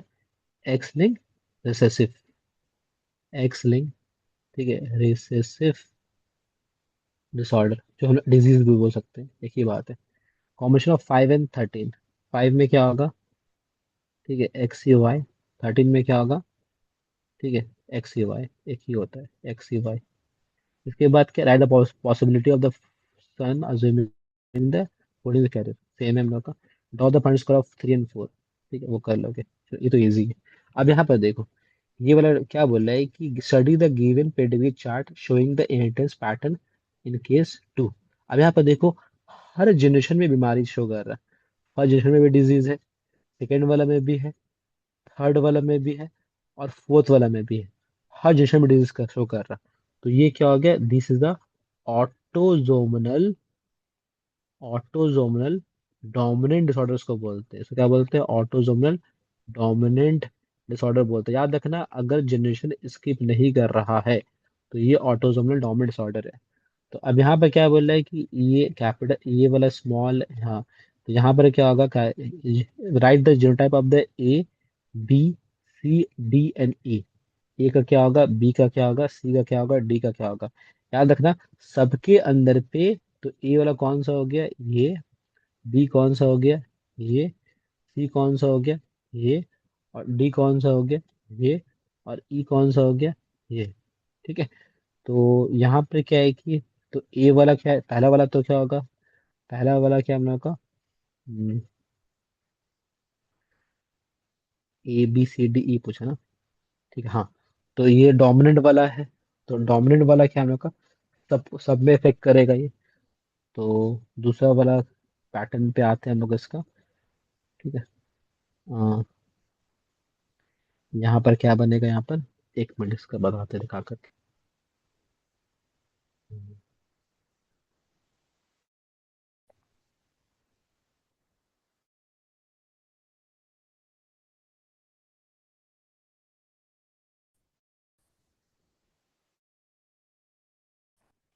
नहीं देखो क्या हम लोग का हर जगह में इफेक्ट तो कर रहा है, लेकिन क्या हम लोग का यहाँ पर, क्या हम लोग का यहाँ पर अगर सब ऑटोजोमल में, देखो पहला वाला में क्या है, डोमिनेंट जीन्स लेके किया काम किया यहाँ पर। तो ये ऑटोजोमल डोमिनेंट नहीं होगा ये। ठीक है, ये ऑटोजोमल रिसेसिव डिसऑर्डर है ये। ठीक है, बिकॉज क्या है कि यहाँ पर क्या है कि कैपिटल ए जो है वो डोमिनेंट है वो। ठीक है। तो कैपिटल ए यहाँ पर डोमिनेंट है, तो इसीलिए क्या हमने कहा कि अगर डोमिनेंट वाला रहेगा तो ए और बी दोनों डिजिट होता है। लेकिन यहाँ पर ए कोई डिजिट शो नहीं किया, और यहाँ पर स्टार्टिंग में ऑप्शन कैपिटल ए स्मॉल ए लिया है ये। तो अगर डोमिनेंट में रहता है तो सब इफेक्ट करता है, तो ये डोमिनेंट नहीं है। ये क्या है कि ऑटोजोमनल, ऑटोजोमनल रिसेसिव डिसऑर्डर है ये। तो ऑटोजोमनल है, और क्या है ये, रिसेसिव है ये। ठीक है, रिसेसिव डिसऑर्डर है ये, रिसेसिव डिसऑर्डर है ये। ठीक है। और यहाँ पर क्या है कि इसका आंसर क्या होगा, इसका आंसर होगा बी होगा इसका आंसर। ठीक है। तो बी क्यों होगा, बिकॉज क्या है कि ये वाला जो है, ठीक है, ए जो है वो क्या है, कैपिटल ए, कैपिटल ए है तो ये कैरियर हो गया। और बी वाला क्या, स्मॉल ए स्मॉल है, तो ये डिजीज हो गया क्योंकि रिसेसिव जीन्स है, तो रिसेसिव जीन्स आपस में मिल गया ये। और फिर क्या बोला, सी बोला। तो सी बोला क्या, कैपिटल ए स्मॉल है, तो ये कैरियर कैरियर हो गया ये। और फिर डी बोला, D is also a capital a normal हो गया ये। और E is a capital A small है। ठीक है। तो ये वाला है। ठीक है, ये वाला है। ठीक है, ए बी सी डी और ई, है ना। क्यों, बिकॉज क्या है कि जब रिसेसिव वाला जो है सिर्फ वही डिजीज शो कर रहा है, तो ये रिसेसिव वाला है। और एक चीज हम, एक याद और याद रखना कि थोड़ा कंफ्यूजिंग होता है पेडिग्री वाला। अगर यहाँ पर अगर तुम्हारा क्रॉस बना रहता है इस फॉर्म का, कि यहाँ पर तुमको एक दे दिया ऐसे एक मेल वाला, और यहाँ पर एक फीमेल वाला दे दिया, और उसके बाद क्या है कि तुमको यहाँ पर ऐसे जनरेशन बना दिया फीमेल वाला, फिर यहाँ बना दिया मेल वाला, और फिर यहाँ बना दिया फीमेल वाला। ठीक है। और यहाँ पर हम देख रहे हैं कि हम लोग का कि अगर हर जनरेशन में डिजीज आ रहा है, ठीक है, इसको भी डिजीज था। ठीक है। और सपोज करो कि हम लोग का ये वाला डोमिनेंट क्रोमोसोम्स है, तो उसको डिजीज है, और फिर रिसेसिव है तो उसको नहीं है। फिर यहाँ पर देखो, यहाँ पर कोई एक डोमिनेंट आ गया तो उसको डिजीज है, इसके बाद वाला में आएगा तो डिजीज शो करेगा, तो वो सब में आता हो। तो याद रखना, डोमिनेंट वाला क्या होता है, हर जनरेशन में शो करता है। तो कुछ ट्रिक्स है, हम दिखा देते हैं यहाँ पर, उसके बाद हम यहाँ पर लिख देते हैं, तुम इसको याद कर लेना। ठीक है, कि इसको याद कैसे करेंगे। देखो पेडिग्री का कुछ ट्रिक्स होता है। ठीक है, बेसिक, ठीक है, basic points in pedigree analysis. तो पेडिग्री एनालिसिस के लिए कुछ बेसिक पॉइंट्स आता है। ठीक है। यहाँ पर ये पॉइंट्स क्या बोला है, ठीक है, तो देखो, और इसको लिख लेना, इसको अच्छे से इसको याद कर लेना। ठीक है। तो पॉइंट्स क्या बोला कि इफ इफ ट्रेड, ठीक है, स्किप स्किप जनरेशन, अगर ट्रेड क्या करता है, जनरेशन को स्किप करता है, तो वो क्या आ गया, वो रिसेसिव। तो वो रिसेसिव है, मतलब क्या है कि एक जनरेशन में है, एक जनरेशन में नहीं है, तो रिसेसिव है। दूसरा के पॉइंट क्या बोला, if trade if trade do not skip generation, do not skip generation, अगर ट्रेड क्या है कि जनरेशन स्किप नहीं करेगा, मतलब क्या, हर जनरेशन में शो करेगा, तो वो क्या हो गया, वो डोमिनेंट हो गया। और थर्ड पॉइंट लिखना, if both male and female, अगर मेल और फीमेल इक्वली अफेक्टेड, मतलब क्या है कि मेल को भी इफेक्ट कर रहा है और फीमेल को भी इफेक्ट कर रहा है। तो याद रखना, अगर मेल और फीमेल दोनों इफेक्टेड है तो ये क्या है कि ऑटोजोमल डिजीज है। और ऑटोजोमल रिसेसिव भी हो सकता है या फिर डोमिनेंट भी हो सकता है। तो याद रखना, अगर जनरेशन स्किप कर रहा है तो रिसेसिव है, अगर जनरेशन स्किप नहीं करेगा तो क्या ये डोमिनेंट है, अगर जनरेशन स्किप कर रहा है तो क्या ये रिसेसिव है। अगर हर जनरेशन में शो कर रहा है मतलब क्या है कि एक जनरेशन में है और फिर दूसरे जनरेशन में क्या है हम लोग का, एक जनरेशन में नहीं है और दूसरे जनरेशन में क्या शो कर रहा है। तो यहाँ पर एक में नहीं है, एक में शो कर रहा है, तो क्या है ये, ठीक है, रिसेसिव है। और यहाँ पर क्या है कि हर जनरेशन में है, हर जनरेशन में शो कर रहा है ये, ठीक है। जैसे कि हम लोग का इसको भी था और इसको भी था, तो ये हो गया ऑटोजोमल डोमिनेंट, हर जनरेशन में शो कर रहा है ये। आगे वाले जनरेशन में रहे, आगे वाले जनरेशन भी रहेगा तो उसमें भी शो करेगा ये, तो ये डोमिनेंट हो गया। और इसके बाद क्या बोल रहा, ऑटोजोमल मतलब क्या है कि मेल और फीमेल दोनों को अफेक्ट कर रहा है, मतलब क्या है कि फर्स्ट जनरेशन में, ठीक है, दोनों को ये बीमारी नहीं था, लेकिन क्या है कि आगे वाले जनरेशन में क्या है कि तुम्हारा सिर्फ मेल को इफ और फीमेल दोनों में से किसी को भी बीमारी है हो सकता है, ठीक है। ठीक है, तो उसको गोल बना देते हैं। तो ये फीमेल को भी हो सकता है या फिर मेल को भी हो सकता है। तो ये हो गया, ठीक है, ये हो गया रिस, ये हो गया ऑटोसोमल डिजीज हो गया। और लास्ट पॉइंट में लिखना हम लोग का कि अगर मेल अफेक्टेड मोर है, अगर ज्यादातर मेल अफेक्टेड दिखा रहा तुमको, तो मेल अफेक्टेड मोर, तो याद रखना वो एक्स लिंक डिजीज है ये, एक्स लिंक डिजीज है। अगर ज्यादातर मेल, इससे क्या है हम लोग का कि पहला जनरेशन है और दूसरा जनरेशन है और उसके बाद फिर और बहुत सारा जनरेशन बना है, यहाँ पर भी, यहाँ पर भी बना, और फिर इसके बाद फिर और बन रहा है, ठीक है। और हम क्या देख रहे हैं कि हर जनरेशन में सिर्फ क्या है, सिर्फ मेल को इफेक्ट कर रहा है, मेल को इफेक्ट कर रहा है हर जनरेशन में। तो अगर मेल ज्यादा इफेक्टेड है तो ये क्या हो गया, this is a x link disease, ये एक्स लिंक डिजीज हो गया, ठीक है। तो याद रखना, अगर जनरेशन स्किप करता है तो रिसेसिव, अगर जनरेशन स्किप नहीं करता है तो वो क्या है डोमिनेंट। अगर मेल और फीमेल दोनों इफेक्टेड है तो ये ऑटोजोमल डिजीज हो सकता है ये, ठीक है। अगर स्किप कर रहा है तो ऑटोजोमल रिसेसिव है, अगर स्किप नहीं कर रहा तो ऑटोजोमल डोमिनेंट है वो, है ना।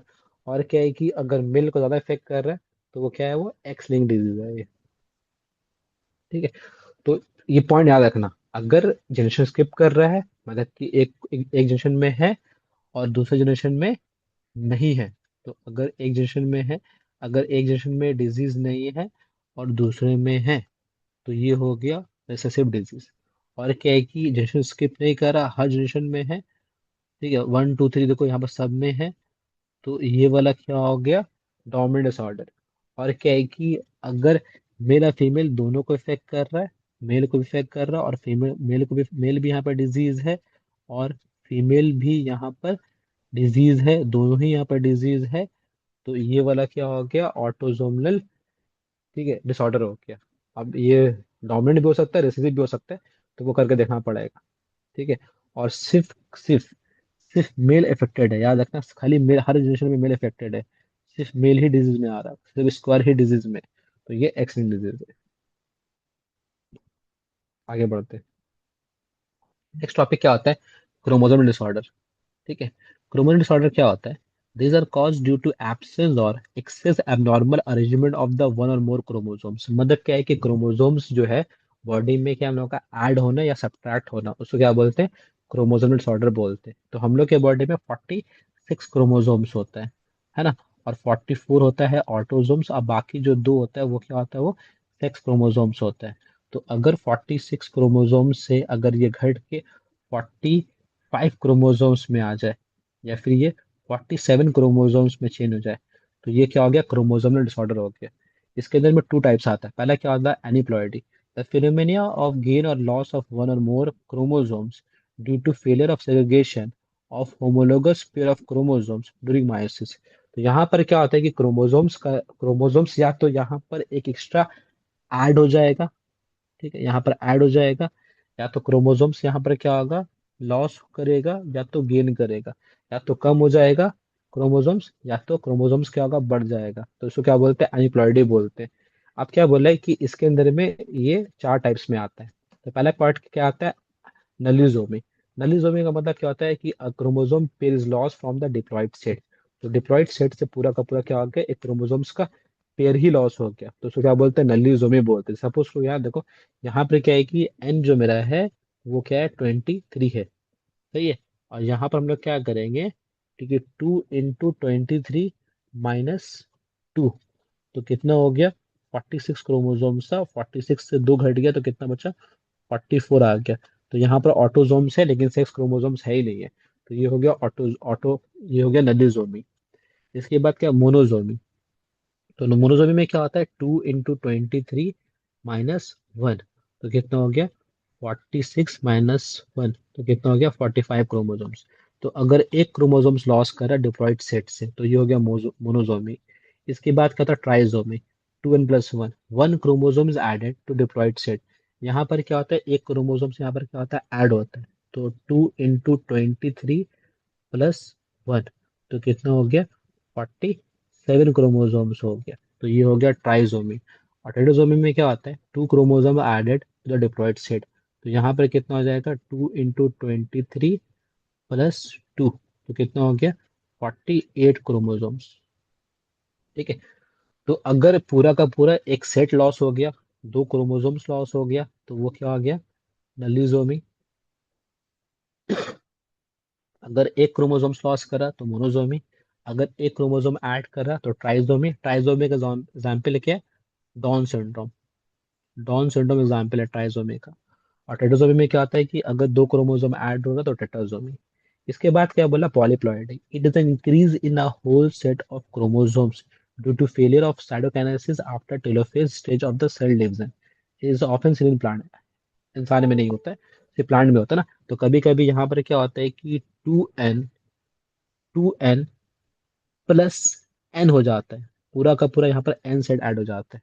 और ये प्लांट में होता है, तो देखोगे ना कि कभी कभी क्या होता है कि एक केला है तो जोड़ा केला बन गया, या कभी कभी क्या होता है कि बहुत सा फ्रूट्स होता है वो आपस में चिपक के दो हो जाते हैं, तो वो उसको क्या बोलते हैं, पॉलीप्लॉइडी बोलते हैं। और पॉलीप्लॉइडी में क्या होता है कि यहाँ पर क्या होता है कि पूरा का पूरा एक नया सेट्स ही बन के रेडी हो जाता है, वेजिटेबल्स में, फ्रूट्स में देखने को मिलता है ये। एग्जाम्पल ऑफ क्रोमोसोमल डिसऑर्डर, पहला क्या बोला, Down syndromes. Down syndromes mongolism को ज्यादा इफेक्ट करते हैं, तो मंगोलिज्म भी बोलते हैं। कौन डिस्कवर किया था, discover by Lang Langdon Down, scientist का नाम है। क्या बोलता है, कॉज क्या होता है, presence of additional copy of the chromosomes number 21, trisomy of 21st chromosomes. तो यहाँ पर देखो, सेक्स क्रोमोसोम्स में कोई गड़बड़ी नहीं है, मेल या फीमेल में कोई प्रॉब्लम नहीं होता है। बस यहाँ पर क्या होता है, ट्राइसोमी ऑफ 21st क्रोमोसोम्स होता है। 21st क्रोमोसोम्स दो बन रहा था, लेकिन दो का बदले यहाँ कितना बन गया, तीन बन गया ना। कभी कभी क्या है कि तुम एग्जाम में चीटिंग करती हो, तो क्या होता है ना कि एक लाइन को तुम दो दो बार लिख देते हो, तो एक बार लिखा था एक बार और लिख दिया। तो यहाँ पर क्या होता है कि 21st क्रोमोसोम्स पेयर में होता है, एक माँ से आता है एक बाप से आता है। लेकिन यहाँ पर क्या होता है कि 21st क्रोमोसोम्स का एक एक पेयर तो नहीं बनता है, वहां पर तीन तीन क्रोमोसोम्स आ जाता है, तो तीन क्रोमोसोम्स हो गया। तो 21st क्रोमोसोम्स हमेशा दो होगा, लेकिन यहाँ पर तीन हो जाता है।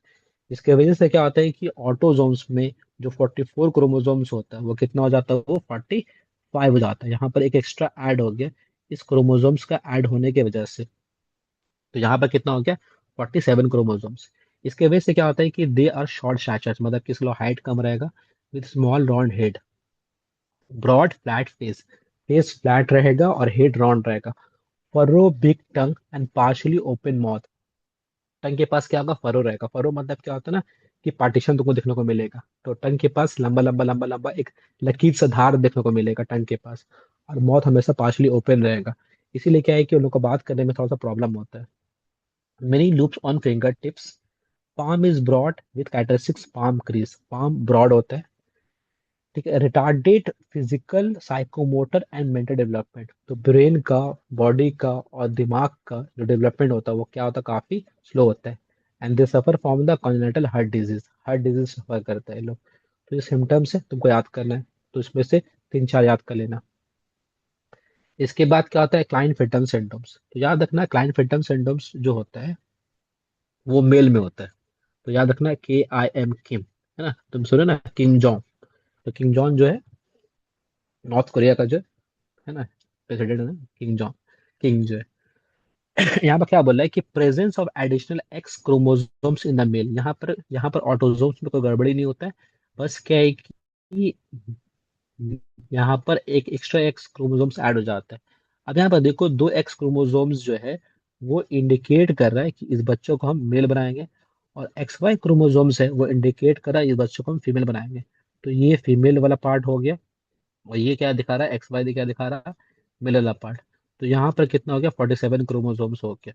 तो यहाँ पर क्या है कि ये बच्चा जो मेल या फीमेल दोनों बन जाता है, तो and they become a female, तो यहाँ पर फीमेल बन जाएगा। और इसका कैरेक्टरिस्टिक्स क्या होगा, ओवरऑल मैस्कुलाइन डेवलपमेंट, पूरा का पूरा मेल का डेवलपमेंट रहेगा। However female development is also express, तो फीमेल का कैरेक्टरिस्टिक्स भी डेवलप करेगा, जैसे क्या, डेवलपमेंट ऑफ ब्रेस्ट, एग्जाम्पल है क्या, गायनेकोमास्टिया। दे आर स्ट्राइड, मतलब क्या है कि वो लोग आगे चल करके बेबी रिप्रोड्यूस कर नहीं पाएगा, क्यों, बिकॉज क्या है कि ovaries are rudimentary and they are mentally retarded, underdeveloped testes and low production of androgen hormone। तो ये लोग मेल ही होता है, लेकिन एक ऐसा मेल होता है जो कि आगे चल करके रिप्रोड्यूस कर नहीं पाता। तो याद रखना कि मेल रहेगा, लेकिन क्या है कि मेल के अंदर में फीमेल का कैरेक्टरिस्टिक्स भी आएगा, तो फीमेल की तरह मेल में ब्रेस्ट आ जाएगा। और ये लोग क्या होता है, स्ट्राइल होता है। तो हाँ, तुम देखोगे ना कि रास्ता में बहुत सी जगह पे जो किनर लोग होते हैं, ठीक है, जो लोग रास्ते में क्या है कि मांगते रहता है, तो वो लोग क्या होता है कि क्लाइंट फिडम्स के का शिकार होता है वो लोग। तो वहां पर क्या है कि मेल का पेनिस भी है और फीमेल की तरह ब्रेस्ट भी है, और आवाज क्या है, भारी होता है। एंड देयर टॉल स्टैचर्ड, मतलब क्या है कि इन लोग का हाइट जो होता है वो थोड़ा सा अच्छा खासा लंबा होता है देखने में।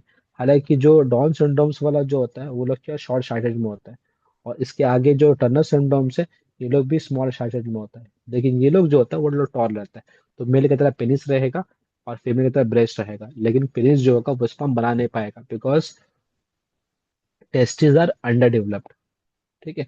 और मेल के फीमेल की तरह यहाँ पर क्या ब्रेस्ट भी है। आप क्या बोल रहे हैं कि Turner symptoms, absence of one of the x chromosomes in the female. अगर फीमेल में क्या है कि 45 ऑटोसोम्स क्या है कि अपने जगह पे, 44 क्रोमोसोम ऑटोसोम अपने जगह पे सही है, और स्पर्म का काम था कि एक्स या वाई क्रोमोसोम लाके फर्टराइज करना, लेकिन वो फर्टराइज कर नहीं पाया, तो ये जीरो हो गया। तो 44 + 1 कितना हो गया, 45, तो यहाँ पर 45 क्रोमोसोम बन गया।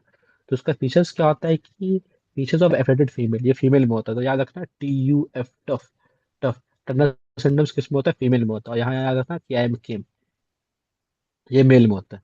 तो they are sterile as the ovaries are rudimentary, ये लोग रिप्रोड्यूस कर नहीं सकता, मतलब कि स्ट्राइल का मतलब क्या होता है, देखो तीन चीजें होता है, एक होता है फर्टिलिटी, अगर किसी में मेल फीमेल बन रहा तो वो लोग फर्टाइल है, ठीक है। तो आज के डेट में LGBT जो चलता है वो सब बेकार चीज होता है। बायोलॉजी क्या बोलता है कि अगर एक मेल या फीमेल में ओवा या स्पर्म बन रहा तो दे आर फर्टाइल, वो लोग रिप्रोड्यूस कर सकता है। और अगर एक मेल और फीमेल के अंदर पे स्पर्म ओवा बहुत तकलीफ से बन रहा, या बहुत लेट में बन रहा, या बहुत क्वांटिटी में बन रहा, तो they are infertile. And infertile couple का बच्चा हो सकता है with the help of IVF के थ्रू, लेकिन क्या है कि जिसके बॉडी में स्पर्म या ओवा बने ही नहीं, एकदम ही नहीं बने, तो दे आर स्टेराइल। तो ये लोग जो क्लाइंट फिल्टर सिंड्रोम्स वाला होता है, और क्या है कि टर्नर सिंड्रोम्स वाला होता है, दे आर स्टेराइल। इन लोग के बॉडी में स्पर्म ओवा एकदम ही नहीं बनता है, and they lack the other secondary sexual characteristics. तो फीमेल का जो सेकेंडरी सेक्सुअल कैरेक्टरिस्टिक्स होता है, जैसे कि मेसोसाइकिल हो गया, ठीक है, और बॉडी का डेवलपमेंट हो गया, ये भी लैक करता है, and they are mentally retarded, ठीक है। चैप्टर खत्म हो गया, ठीक है। यहाँ देखो, यहाँ पे क्या बोल रहा है कि एक क्वेश्चन पूछा कि ट्राई डाउन सिंड्रोम्स ट्राइसोमिया 21 क्रोमोसोम्स, तो ये किस में होता है ये, ठीक है। तो यहाँ पर क्या होगा ये, ठीक है, फरो टंग, ठीक है, फरो टंग हो सकता है, शॉर्ट स्टैचर्ड हो सकता है, ब्रॉड फ्लैट फेस हो सकता है, और यहाँ पर क्या होगा, ठीक है, मेंटली एंड फिजिकली रिटार्डेड। तो मेंटली और फिजिकली क्या होता है, ये लोग रिटार्डेड होते हैं, तो डेवलपमेंट काफी स्लो होता है।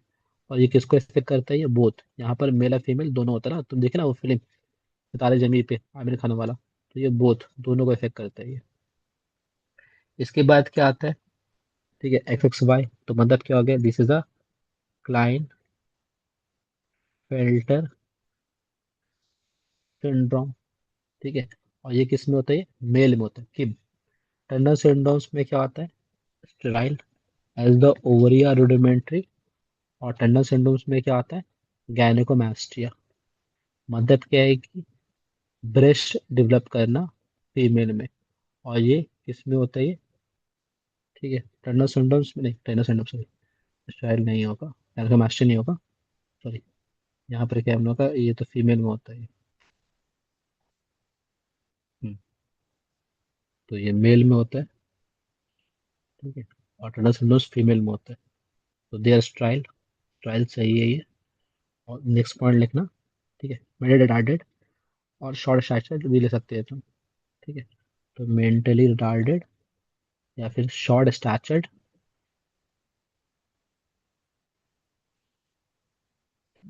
क्या बोल रहा है कि दिस इज अ कार्योटाइप। कार्योटाइप मतलब क्या? क्रोमोसोम्स का अरेंज करना सीक्वेंस के हिसाब से of human suffering from the certain chromosomal disorder.